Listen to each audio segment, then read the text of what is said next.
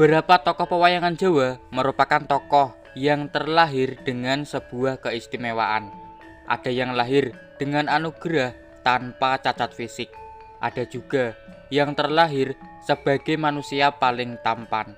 Bahkan ada pula yang terlahir sebagai sang wiji sejati atau dalam naungan langsung dari dewa tertinggi, Sang Hyang Wenang. Dalam video ini akan menampilkan 4 tokoh pewayangan Jawa yang diceritakan terlahir dengan darah putih yang mengalir dalam tubuhnya. 4 tokoh yang ada pada zaman yang berbeda. Siapa saja mereka? Simak terus, jangan kemana-mana.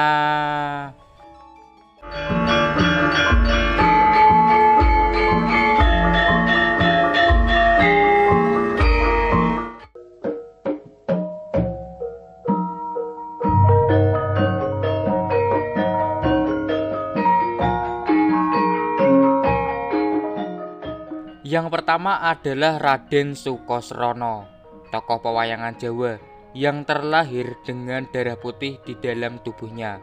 Tokoh yang terkenal adalah adik dari Raden Sumantri atau Patih Suwondo. Raden Sukosrono adalah tokoh yang sangat sakti dengan ajian Condo Birowo.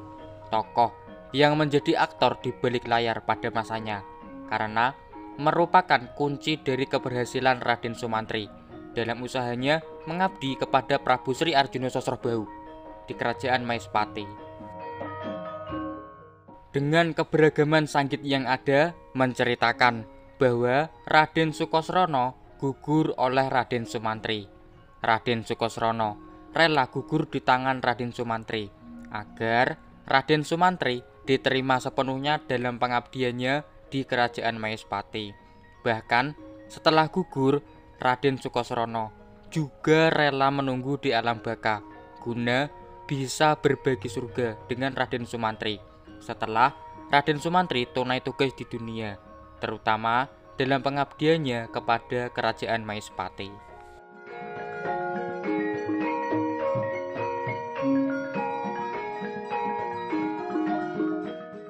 Yang kedua ada Resi Subali dari era Ramayana, tokoh yang terkenal dengan ajian Pancasonya, yang digambarkan dengan pertapa yang berwujud kera berbulu putih.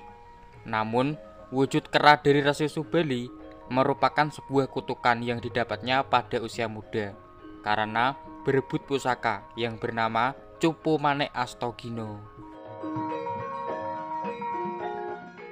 Resi Subali mendapatkan anugerah kesaktian dari dewa berupa ajian Pancasonya. Pernah juga menjadi jago kayangan. Bahkan diceritakan pernah mengalahkan Prabu Dasamuka di Kerajaan Ngalengkodirojo. Namun sayang, di akhir hayatnya Resi Subali termakan hasutan dari Prabu Dasamuka untuk menyerang Prabu Sugriwa. Dan hasilnya Resi Subali gugur terkena panah Guwa Wijaya dari Prabu Sri Rama Wijaya.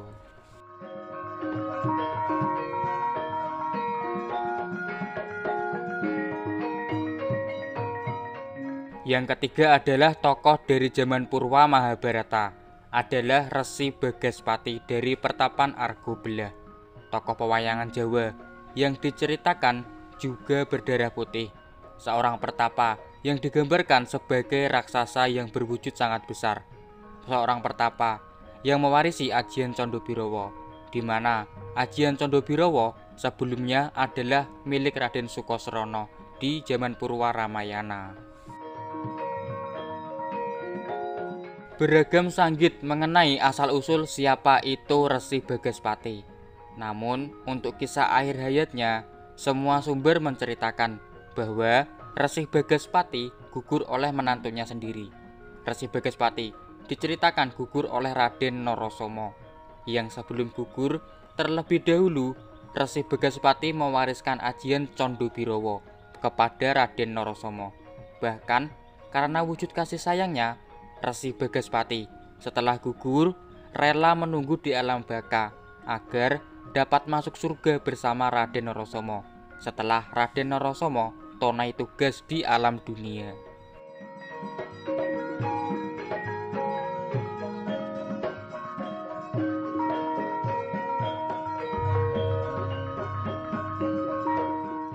Yang keempat ada Raden Puntadewa atau Prabu Darmakusuma, tokoh yang terkenal di akhir zaman Purwa Mahabharata, sulung dari Panduputra atau Pandawa Lima, tokoh yang diceritakan berdarah putih karena kesucian hatinya selama seumur hidupnya. Tokoh yang terkenal dengan pusaka andalannya yaitu Jamus Kalimasada.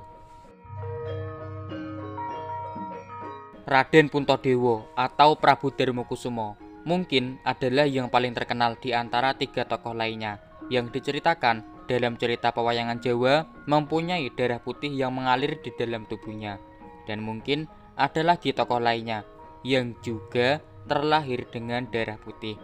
Karena begitu terbatasnya sumber referensi cerita dari saya pribadi, jadi mohon komentar untuk melengkapinya. Semoga video ini ada manfaatnya dan terima kasih atas waktunya untuk menyimak. Mohon maaf untuk kesalahan yang ada. Sampai jumpa lagi.